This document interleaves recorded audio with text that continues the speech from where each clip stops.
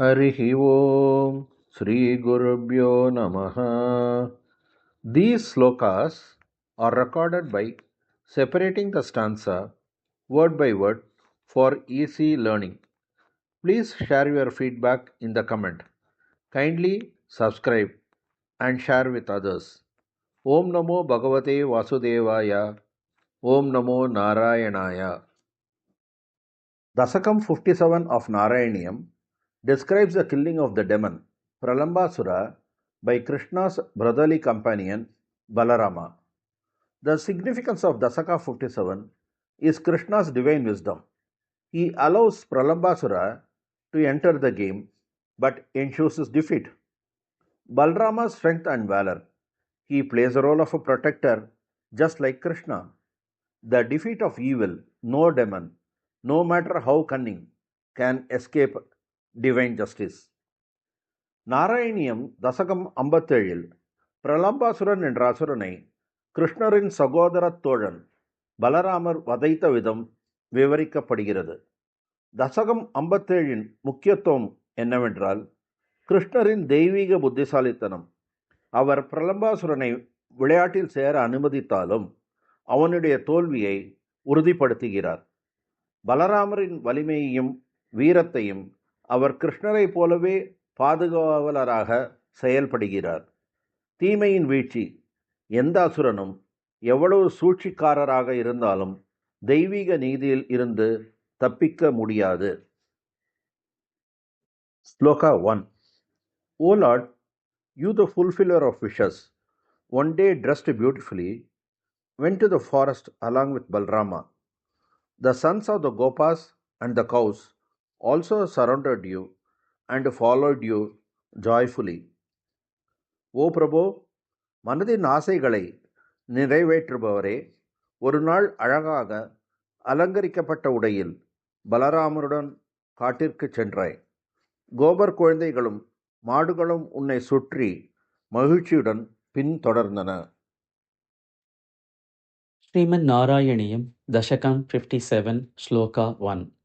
ராமசகः ராமசகः ராமசகः क्वापि दिने क्वापि दिने क्वापि दिने रामसखः क्वापि दिने रामसखः क्वापि दिने रामसखः क्वापि दिने कामद भगवन् कामद भगवन् कामद भगवन् गतः भवान् गतः भवान् गतः भवान् विपिनं विपिनं विपिनं कामद भगवन् गतो भवान् विपिनं कामद भगवन् गतो भवान् विपिनं कामद भगवन् गतो भवान् विपिनं रामसखः क्वापि दिने कामद भगवन् गतो भवान् विपिनं रामसखः क्वापि दिने कामद भगवन् गतो भवान् विपिनं रामसखः क्वापि दिने कामद भगवन् गतो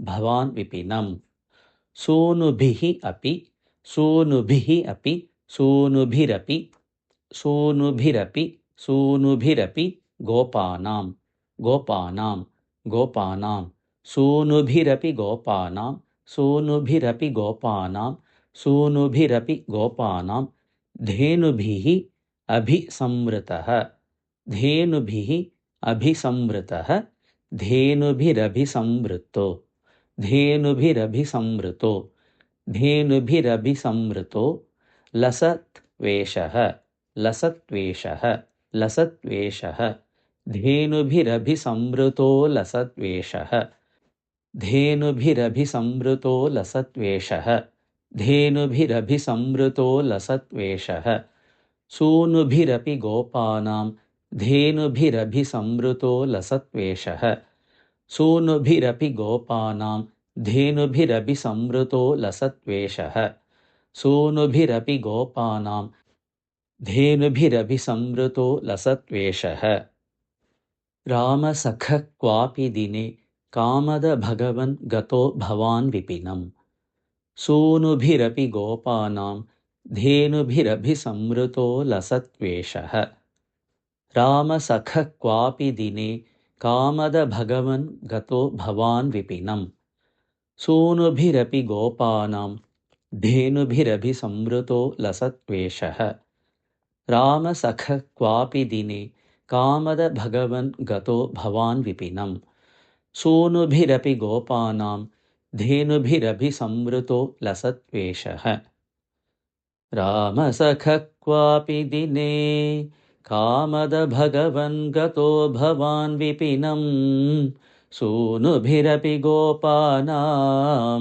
धेनुभिरभिसंवृतो लसद्वेषः रामसखः क्वापि दिने कामदभगवन् गतो भवान् विपिनं सूनुभिरपि गोपानां धेनुभिरभिसंवृतो लसद्वेषः रामसखः क्वापि दिने कामदभगवन् गतो भवान् विपिनं सूनुभिरपि गोपानां धेनुभिरभिसंवृतो लसद्वेषः